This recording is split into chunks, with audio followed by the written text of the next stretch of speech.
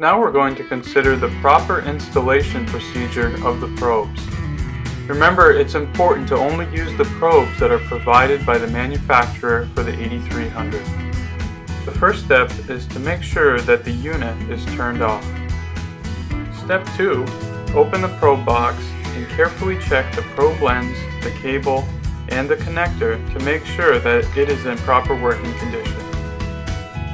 Step number 3. Put the probe lock knob to open status and make sure that the small tongue of the probe lock inside the probe connector is at the same position of the slot on the probe socket. Step number 4.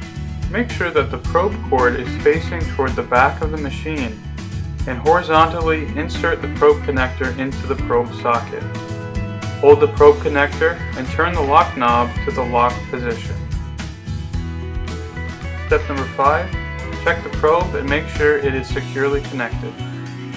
Let's now review the proper way to remove the probe from the system. First, turn off the unit and put the probe head inside of the probe holder.